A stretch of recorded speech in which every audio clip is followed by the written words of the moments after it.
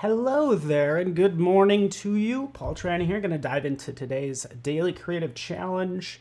We're going to be making some fantasy animals or hybrid animals. So yes, as somebody said, they run on what, electricity and petroleum and gas. So anyways, should be fun.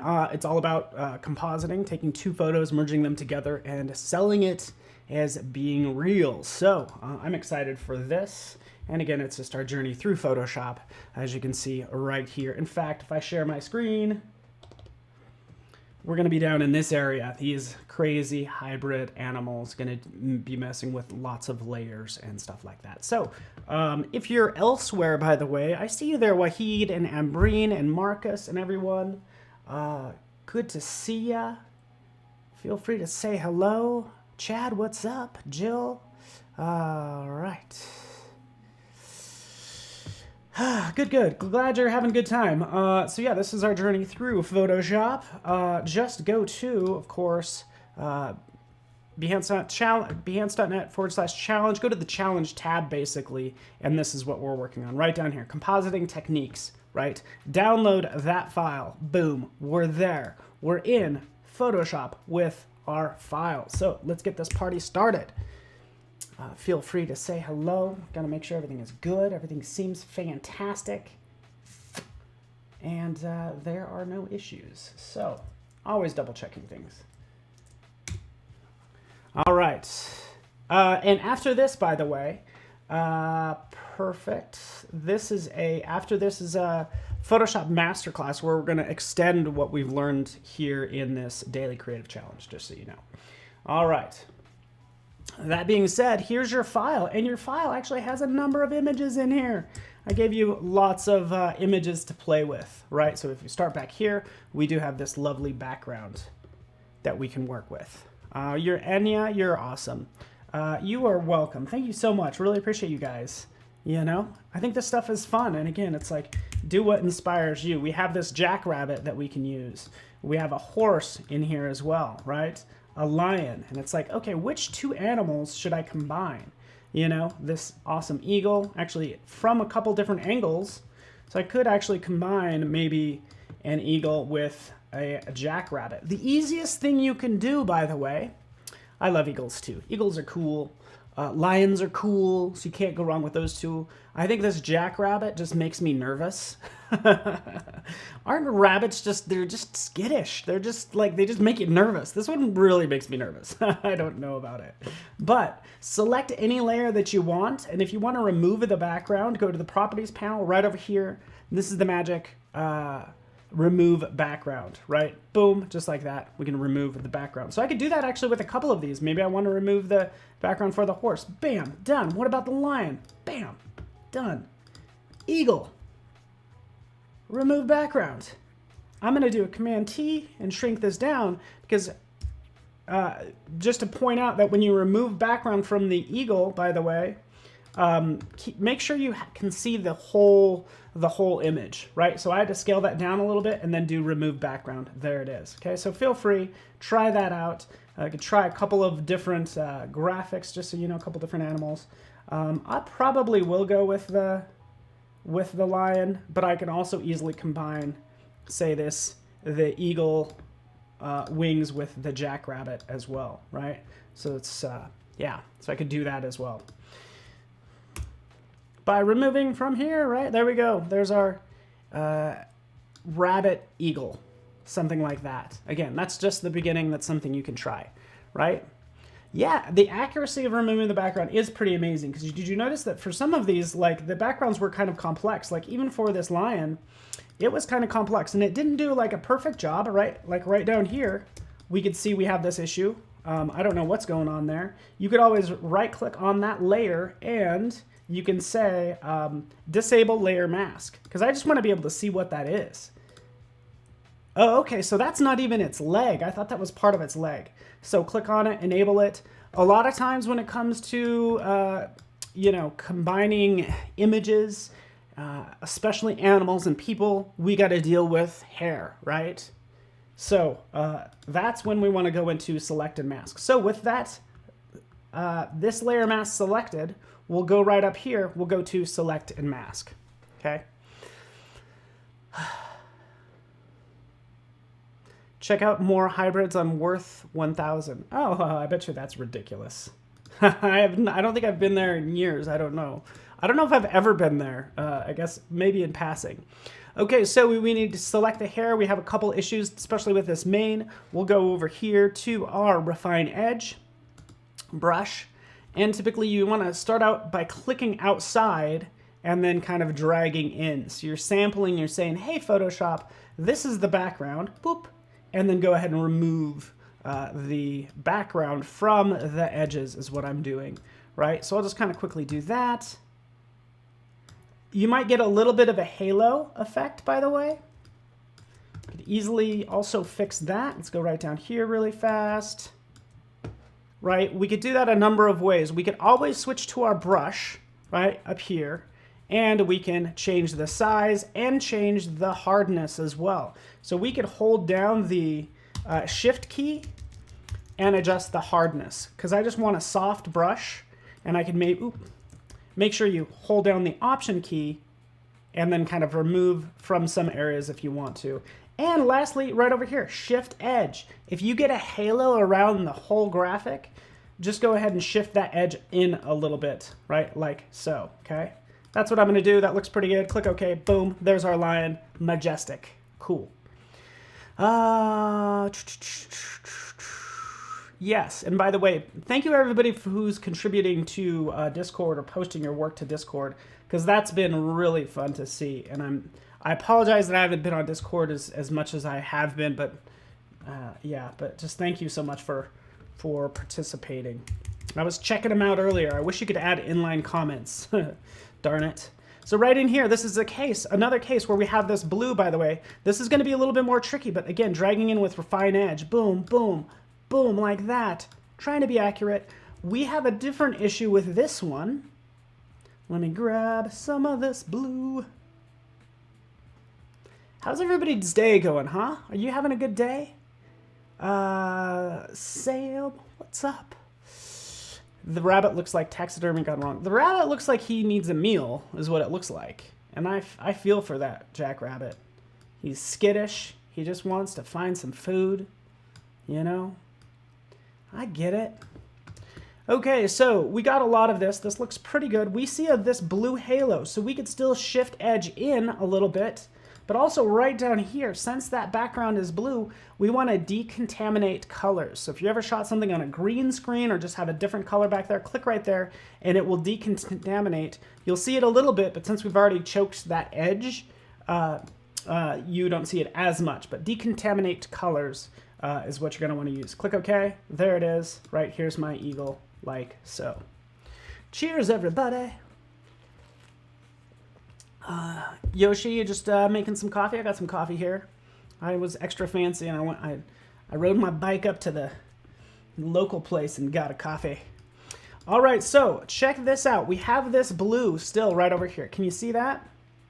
And I can even set a solid color in the background so you could really see what I'm talking about really fast. See that blue? We need to get rid of that blue. In order to get rid of that blue, we can jump in to right over here, the sponge tool, right? So we need to sort of do a local color correction by using the sponge tool. Going up to the top, we're going to make sure it's set to desaturate and turn off vibrance. If you notice that your sponge tool isn't really working very well, it's because vibrance might be turned on. So turn that off. I have the flow set to 100%. It's set to desaturate. Let's make this brush a little smaller, like that. Make sure we're on that layer, and then just paint to get rid of that blue. And it's just desaturating that blue, so it's going to be darker. I get it, it's destructive, but trust me, I'm not going to need that blue ever. So I'm not worried about doing destructive edits. I don't want to save things that I know I just won't want, you know? I'm not too worried about it. I hope that's okay. So that looks pretty good. We'll decontaminate these edges because we want to blend it with the background. In no other place in this in the background photo is there blue, so this is just not going to work, right? but this is going to make it look good. We get this edge again. That's going to be really, really distracting as well. Okay, you get the idea. Mainly it was that one wing on that side that was having an issue. All right. So Mel, hopefully you're enjoying the smudge tool. Because I think the smudge tool is pretty awesome. Okay, so here we go. We have the lion, and then we have the eagle. And guess what? I'm just going to put everything in a folder so it's out of the way. Just select multiple layers, Command G, boom. We can put them all away like so. Okay, I'm going to use this background. I have this lion, and now that I have them kind of cut out and all that fun stuff, I'm going to just go ahead and convert this to a smart object. Okay, I'm going to convert it to a smart object because I'm going to start playing with size. And anytime I'm messing with the size, I convert it to a smart object just to preserve the original pixels. Okay, so now they're converted to smart objects. Do I kind of have a mustache and beard? I think I just haven't shaved in a couple days. And it sometimes looks like I just have a mustache. I only grow facial hair here. I can never grow a beard. But it's all good. Okay, right in here we have the wings. Okay, I can extend them out. What I ultimately need to do here is I'm going to actually split up the wings, right? So that's actually what I want to do. So again, I can add a layer mask and start painting with black to get rid of just the center part of the wings, but I really want to control them independently.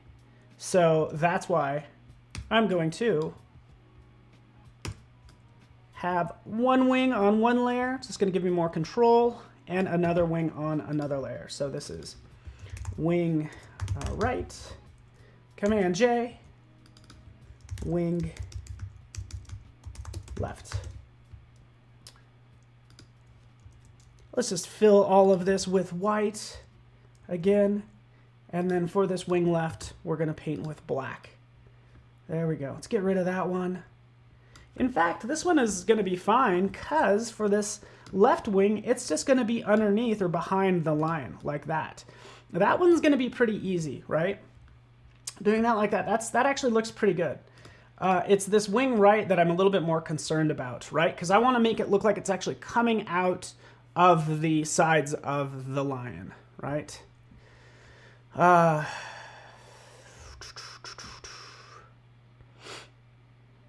Eyeball wings. Yep. Thanks so much for hanging out with me, everybody. Froja, good to see you. It looks like Chris has a very long question. I'm sorry I can't look at it right now. I'll get to it in a second. But now I can kind of control these independently. Let's do this really fast. There's lots of things that we need to worry about and take care of.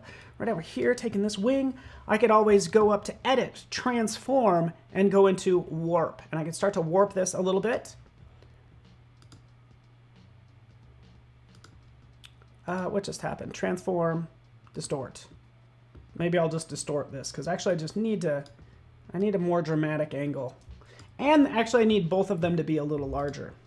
All right, to blend these two together, we know that just this simple brush isn't really going to do it.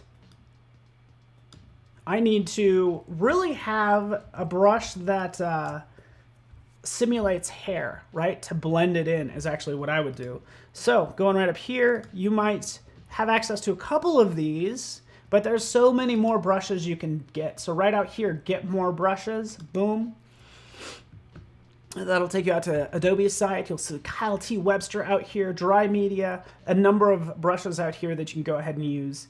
That might actually work for what you're working on. Also, I might remind you of Brusheezy.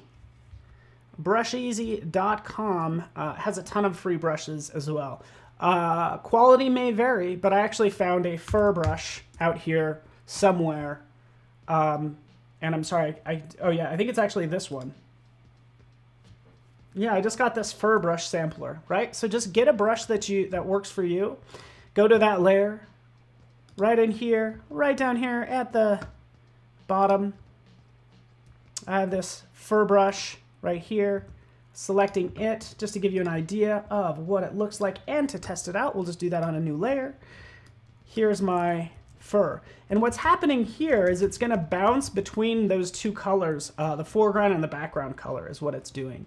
So the transparency will change. And by the way, I'm not using a Wacom or anything. I'm just using this fun little mouse, right? That's so I don't have fancy equipment in that respect, right? But this is cool about it because as I rotate it, or depending on the direction I drag, is the direction those hairs will go. So you can see I can just go ahead and get that simulation of that hair right in here. And that's all I really want to do, but I want to do that on this particular layer, right? That one.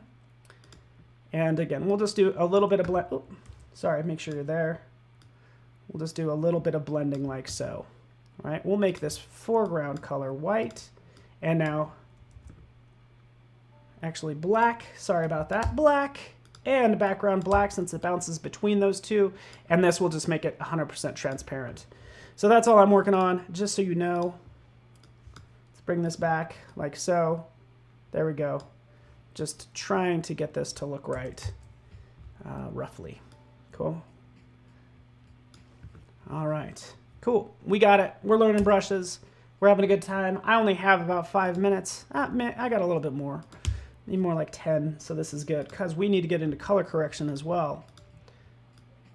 And some other things that are going to sell this. Oops. What else is going to sell this? And I highly encourage you, if you're trying to make something look real, if you take more dramatic like backgrounds, I feel like it's easier. Like this background has tints to it. Oh, I'm so excited about this. And lights, and it has reflection right here, and that's what we want to do. We want to take this lovely lion, right? Still not crazy about this little weird part. What the heck, lion? Oh, is that from the eagle? We're going to check this out. That might be from the eagle, maybe. Oh, there we go. Bringing that like so. Good, good. Let's distort that a little bit. Boom. Guess what? I'm just going to rasterize this layer. And I'm going to go into Edit, Transform, warp this puppy. Let's warp it. We'll add a line right here. And we'll add another vertical line right here. Usually when I'm warping, I have a control line, which is this one. And then I have my adjustment line, right? Because I wanted this part to be a little bit bigger, like that. So that's what I'm going for. And again, I'm using warp. I was able to add those lines, connect it like so. That looks pretty good. Right, now we can move on. Okay, cool. You guys dig? You guys dig it?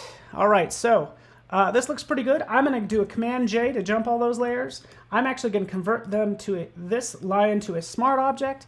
I'm going to take that lion, I'm going to flip it vertically, boom, like that, and bring him down here, like so. Because this lion, let me just do this. Boom, here's my lion, like so. And this one is going to be the reflection, like that. So now we have the lion, and we have the lion's reflection. Let's sell it. First off, this first lion, we'll bring him up here. And I put him in this folder because if I have him in a folder or a layer group, I can paint right there in black. So B for brush and shift key to make this hard line. And we'll just kind of like do something like this. Just kind of make, we're going to like hide this foot maybe. I don't know, I'm still working on it. Need it to, kind of needs to be behind that dirt a little bit. And by the way, I think we're going to make him a little smaller all in all. Unlock. Make him a touch smaller. I don't know. What do you think? Open to suggestions. Made him a touch smaller, like so. All right. For the reflection, we'll do the same thing. We'll go to that background layer. We will use the quick selection tool to quickly just select that water right there. Once I have that water selected, I'll go to that reflection of that lion and add that as a layer mask because we need to make sure we clip him right here. Ugh, I hate my new zoom. Okay, there, we got it, All right, cool. Let's move on to lighting. Thanks, Steve. I really appreciate it. Let's move on to lighting, because that lighting largely is coming from behind. Kind of. Oh, there we go. Let's fix this. Right. So what I would do. You ready for this? I would add a curves layer. Adding curves, it's an adjustment layer. I'm going to put it on top of that line folder or layer group, and I'm going to make it a clipping mask. So it's just going to be clipped and just affect the lion. So now I can go up here and I can make it all darker like so. Okay? So I'm doing it to the wings and everything, and that looks pretty good. Ooh, there's a talon on his knee. Thank you so much. Good catch.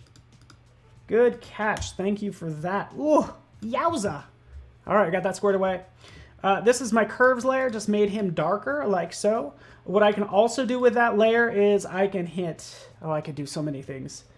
I could paint, if I wanted to have like a little bit of a highlight around his body, I could paint with black just to remove all this darkness, okay?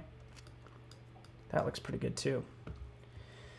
And actually, since I did that, what I also need to do is I actually need to affect the reflection version. So I'm going to take that reflection line and put him in the same folder, and you can see it made him darker there as well. Am I going too fast? I'll get into this. Luckily, I have another hour as we get into the masterclass of all this content, right? Right now, we're just selling this lion. I set you guys all up for success because you have photos that actually very much match like the surroundings and everything. Actually, one thing that's missing is the shadow. So I'm going to do the shadow real fast. Command J just to jump. Just to basically, I have this reflection version. He's now going to be the shadow version, right? I could fill it with black. Just give it a color overlay of black, but not pure black, because what we always want to do is we want to sample the black from the photo, because actually there's no pure black in here. So I want to select like this color. Oh, actually right down here, this is a darker color, but it's not pure black, and it will look wrong if you use pure black. Right, from there, that looks good. We could also blur it. Let's go into Gaussian blur, make it a little bit blurry. Why not? Let's warp this lovely lion. But before we warp it, Command T, hold down the Shift key, like that.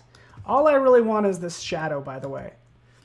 So it's going to get pretty intense to get this matched up perfectly. That's why I'll typically jump into warp, split it up where I want to split it up, boom, boom, and then bring this content down and start manipulating it. That's all I'm doing, just playing with the shadow. We'll get it right here in a second. Right, it's just going to be on the land. And honestly, I'll probably spend way too much time on this and nobody's even going to notice, right? But there it is. I could play with different blend modes if I want to push it back.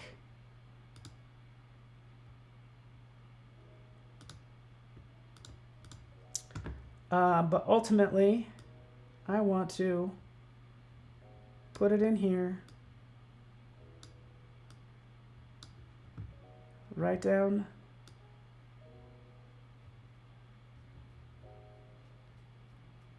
Actually, I'm going to keep it right there. I always run out of time. Paint right here. Adjust. Must get this shadow in here, right? Adjust the opacity, right? Getting rid of this area. You're not even going to notice it. The lion, even parts that you might want to paint, because he should be darker as he gets closer to the ground.